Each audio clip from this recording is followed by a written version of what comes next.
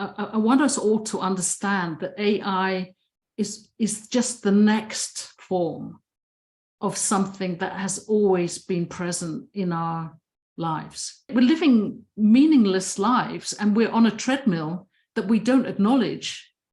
And why can't we wake up from that? It's because we can't see how to get out of that. We're already in this situation. So when we say down the line, artificial intelligence is going to do this to us, I want us to wake up to what we've already done, to what we're already doing and how we already don't own our own lives. I want us all to understand that AI is just the next form of something that has always been present in our lives. You know, we've never been free of an environment that isn't using propaganda of one kind or another to shape our reality.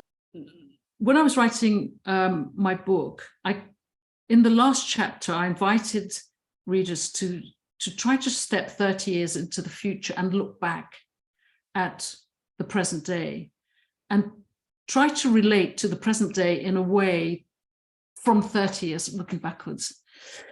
And I think that a lot of this exercise reveals, you know, the absurdity of the way that we live today.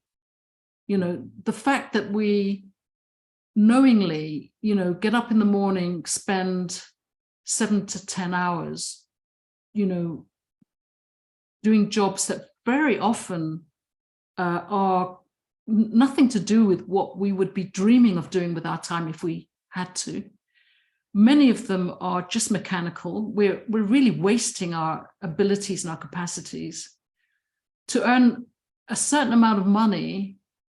Sometimes it's subsistence and it's for survival because we no longer live in communities that can guarantee our survival.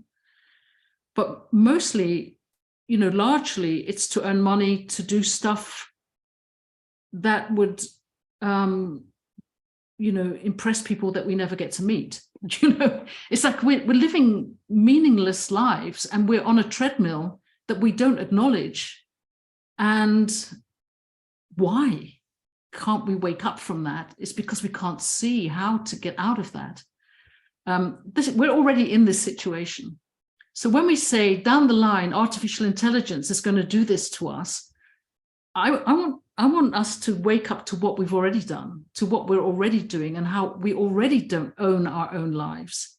Because when we can get with that, then we start to relate to ourselves, firstly personally, and then to each other as human beings.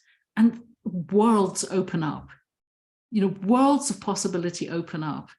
If we can be really in that world of discovering each other and ourselves now, then as artificial intelligence does what it does, and the truth is none of us know what it's going to do, right?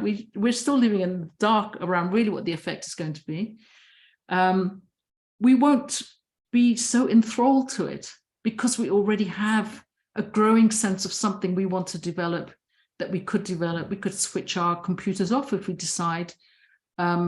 We've got a different thing to give our attention to.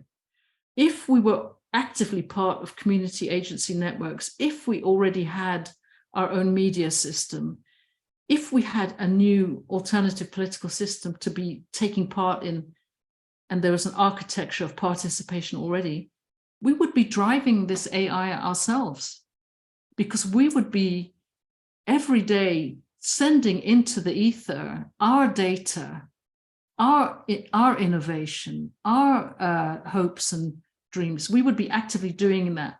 And in a way, that's the most exciting part of the possibility of these incubators, is that we can really formalize this responsibility for the future. You be the ones who are shaping, you know, the data that this artificial intelligence is learning from. You be the teacher of this AI. Otherwise, we're still leaving it to the same guys that gave us the old world. And this is that moment to make this new kind of commitment.